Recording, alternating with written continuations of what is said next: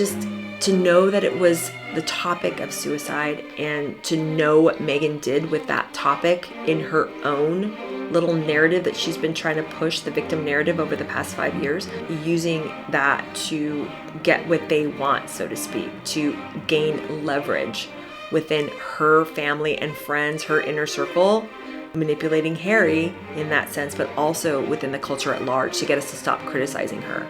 But in both instances, what do we have? We have people that don't understand their inherent self-worth. Meghan shot to global superstardom and became the subject of an intense public fascination made up of equal parts adoration and vitriol.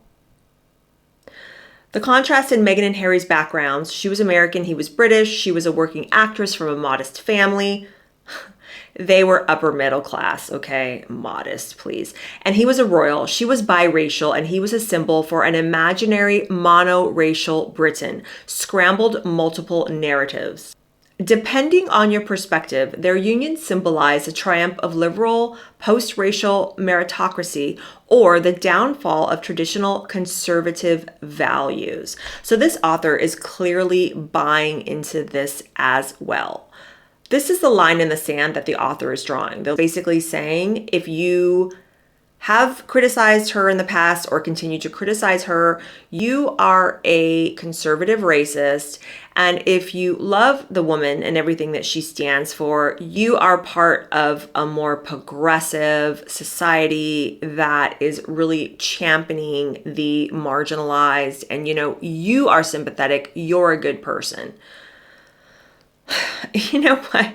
I mean, let's call it what it is. Putting people into boxes, this idea of tribalism, this idea of division, this idea of pitting people against one another by race and by gender. That is what these people do day in and day out. It is their bread and butter. You know what? This is so unbelievably ignorant. And this writer, she's writing from the point of view of the Western woke set, because actually she doesn't know that, for example, in the Roman Catholic Church, some of the most conservative, traditional Catholic Christians are the Black African bishops on the African continent. They are some of the strongest voices out there to uphold traditional Christian values. They're the ones talking about how marriage is the union between a man and a woman. They are the ones speaking out about transgenderism, about all the hot button topics of the day, and they're doing it from, one of Meghan's favorite phrases, through the lens. They're doing it through the lens of traditional Christian values. So this shows right there that this author knows nothing about that. Just because you're brown or Black doesn't mean that you can't hold traditional conservative values, traditional Christian conservative values. So this is what I mean when these people want to put people into boxes and pit groups against one another. And the way that people look and can view life has nothing to do with the color of their skin. It gets me so unbelievably ticked off. Meghan is a perpetual victim of a racist, patriarchal society that wants to keep her down, that wants to stifle her, and that ultimately wanted her to make her unalive herself. And I thought of one other thing. How this author talks about how in all of these hurtful and untrue narratives that, according to Meghan, have been swirling around about her for the last 5 years, that in all of these narratives that she lost her agency and she's lost her humanity. Meghan's actually getting this author to put forth that idea. She's lost her humanity, you guys. With all these luxury designer clothes that she's been wearing, the thousands upon thousands of dollars of jewelry that she's constantly throwing in our faces that she wears, this home that she lives in, this 16 bedroom, or what is it? I think it's 16 bathrooms or something, right? Some crazy thing. This mansion that she lives in Montecito, and this title that she's constantly throwing in our faces trying to monetize, that in all of that, she's lost her humanity. Does that make any kind of sense to you? She has money. She has fame. She has a global platform. She has money at her disposal to pump into her PR firm to constantly throw these types of media articles out about her. She has so much privilege that so many of us could just even dream of. But you know what? I think the normal everyday person that looks at this shit show going on would want nothing to do with this anyway. This is such a hollow life and a hollow existence. So in essence, she has lost her own humanity when you think about it, but it's a situation of her own making. That people don't like her because she has lied, because she is disingenuous. That's what's causing her to lose her humanity. Because humanity isn't just so much how you view yourself. Because what Meghan and this author of this article are trying to convey is that she's lost her sense of self and who she is because of all the mean, nasty vitriol and things that people are doing and saying about her, right? But your humanity also is in your right and responsibility to your fellow man, to how you relate to people and how you treat others. And she has really, really dropped the ball in that sense because she does not have any personal accountability. And in that sense, she's denying her own humanity and the responsibility that she has to her friends, to her family, and to the culture at large. When you don't take any personal responsibility to us all out here, that is losing your humanity. That is putting up a wall between her and us because we don't buy it. She knows why we don't buy it. We don't buy it because she's lied and because she's been deceptive, in my personal opinion. She's not taking us seriously. She's really taking us for fools. That's why she's disliked. She's constantly blaming people like us that she doesn't know and blaming people in her own life, her friends and her family that she's ghosted and, cut ties with and had horrible relations with over the years. She's blaming them too. She's blaming everybody else for all of her problems and for all the things that are going wrong in her life. Again, no personal accountability. That's losing your humanity too. When you completely just shut yourself off to everything that everyone's telling you, that's why she feels so lost. That is why she feels that she lost her humanity. But it doesn't have anything to do with people like us. It doesn't have anything to do with people rightly criticizing her for her words and actions. It has to do with the fact that she's basically put her hands in her ears and said, I am not going to listen to anybody. So constantly calling people racist, constantly putting people into boxes as horrible, awful people who just really don't like her just because we're nasty and evil, right? She's taking away our humanity by doing that. So it's a really sick situation. I told you this was dark. It really is dark. She's pulling out her victim narrative. She's pulling out her playbook. We don't see how hard she works. We don't see how nice she is. It's just exhausting, you guys. It's just exhausting. And it brings me back to the point that I wanted to make about all of this that I'm seeing and how I believe that it is all unbelievably dark and disturbing. Because to accuse everybody out there or out here of unfairly criticizing her and trying to take her humanity when she herself has taken away her own humanity. And in reading that article about those German sisters that voluntarily took their life through that assisted dying association, suicide is a tragedy. Suicide is a person that is at such a deep, dark, desperate point where the only option that they see is to take themselves out of this world voluntarily, of their own volition. It's a tragedy because it's the inability to see your own inherent self-worth, is to not see yourself as a child of God. We are breathed into existence because our Creator wanted us here. He lacked nothing, but He did it out of love for us, to create us and to share that love with Him and each other. Tragic reality that is suicide, and now how there are associations out there that call assisted death humane and try to talk these people, in my opinion, into unaliving themselves because, I don't know, for whatever reason, they don't cherish life or feel that they can go on. And believe me, these people do have really valid reasons at their core that they believe are right and reasoned as to why they do not want to continue living. But it's really sad because at the heart of it, life is a gift from above. It's divinely originated. It comes from God himself.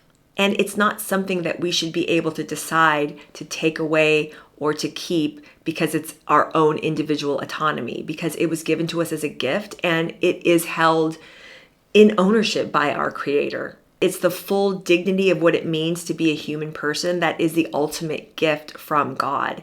And our culture tells us that independence, that autonomy to do what we want to do for our own pleasure or for our own survival, that's what's most important. And it takes God out of the equation. So hearing that story and seeing about how these people are making decisions to take away their lives, that's what you're doing, is you're taking away your humanity, your basic dignity. And then it reminded me about how Meghan used the tragic topic of suicide in order to deflect criticism that she was starting to receive. And what I also found so tragic about the story of those German twins, the Kessler twins, was, suicide is not only a personal affront and attack against your almighty Creator that wants you here out of divine love.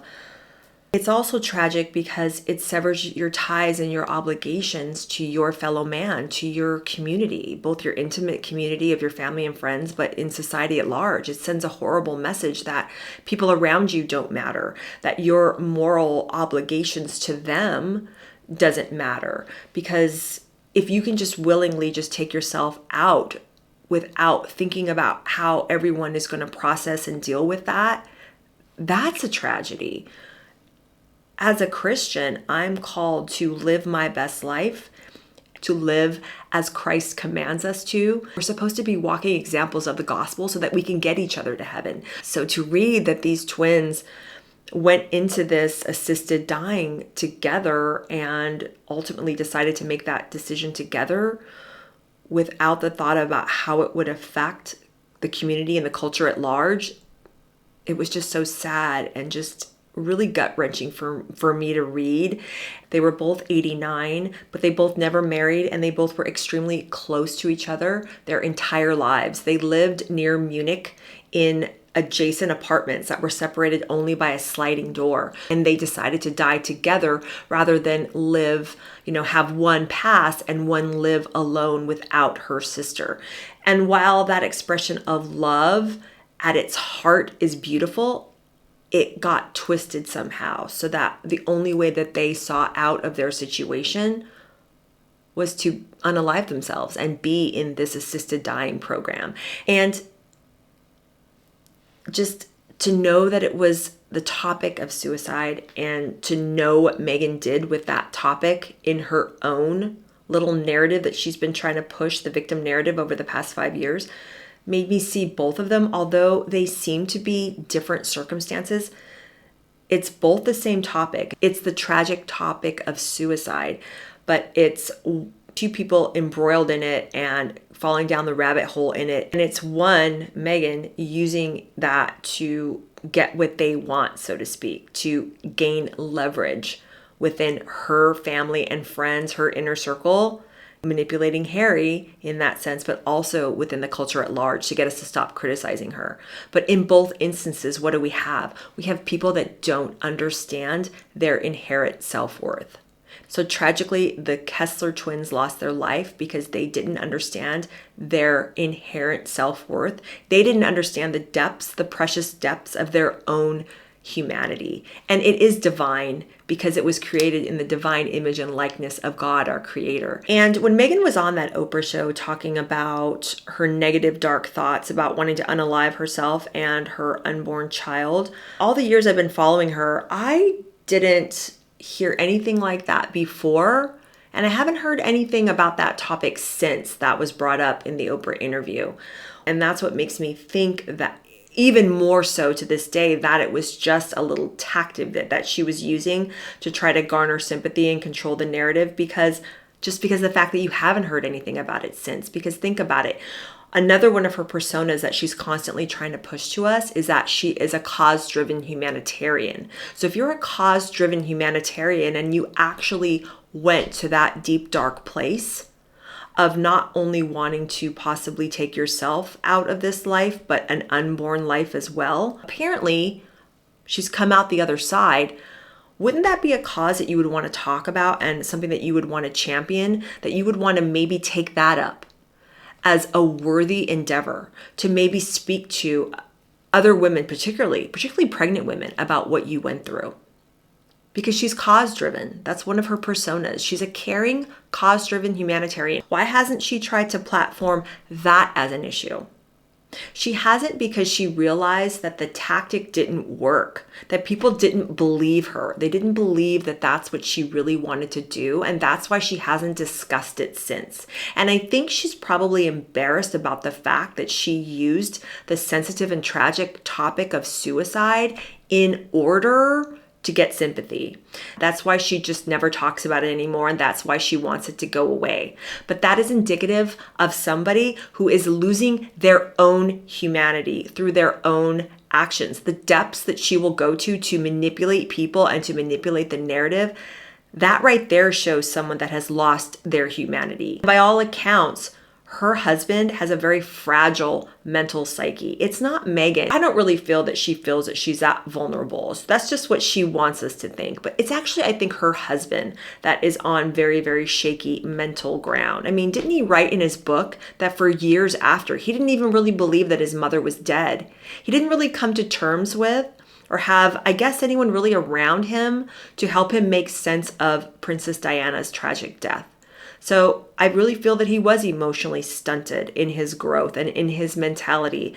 And that framed the way that he looked at women, the way that he looked at relationships. He has really strong, in my opinion, abandonment issues. She knew all this. She knew all this and she played upon it. So that's why, again, that was such a powerful thing for her to do, a powerful narrative for her to try to play, especially to him, to play it to him as if, this is how I was feeling, and I didn't do it because I knew about the loss that he had experienced in his life. I mean, that's basically what Harry relayed to us, that even though she would explain in detail about how she wanted to do it, how she wanted to unalive herself, but she didn't do it because she understood the reality of his own fragile mental state. And she didn't want to take herself out of his life knowing that he had had that tragic situation of his mother being taken out, ripped abruptly from his life. It's all very, very carefully crafted. So she's been doing this for such a long time. That's why it's so dark. It's abysmal.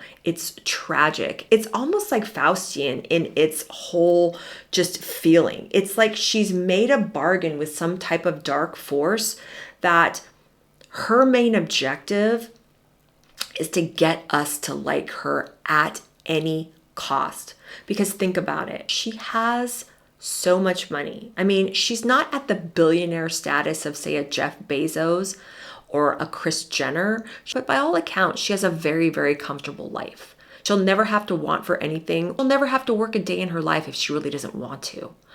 But that's not enough for her. It's not enough to have the money, and it's not enough to have the privilege, and it's not enough to have the lifestyle. She has to have the adoration. And that's also where I feel that she's lost her own humanity, of her own doing. She's not losing her humanity because of us and all of our, harsh judgment and criticism of her. She's losing it because of the depths that she will go to in order to get fame and notoriety. She wants us to like her so much that she's lost herself in the process. Doesn't have any clue. She doesn't have the fleeting clue or idea about how precious she is and how her own self identity and worth should be wrapped up in her creator and just the fact that she's here with us on earth. As a Christian, it's really, really hard to talk about her a lot of times because she is so unbelievably irritating, and I can see through everything that she does, and that's what makes her so infuriating. But as a Christian, we do have to look at people like this, and we have to look at it. Here's one of your favorites, Meghan, through the lens. We have to look at it through a Christian lens. We have to look at her actions as a tragedy. We have to look at her actions as her losing her own humanity, and it's all self-inflicted. She's doing it to herself, and we have to feel pity for that. And we have to hopefully call attention to the fact that she doesn't need to do this. She doesn't need to keep throwing herself in our face like this. What we think of her is none of her business. She really doesn't need our approval for anything. And she doesn't get it. She doesn't realize it. And that is such a tragedy. That in of itself is the great tragedy that is Meghan Markle.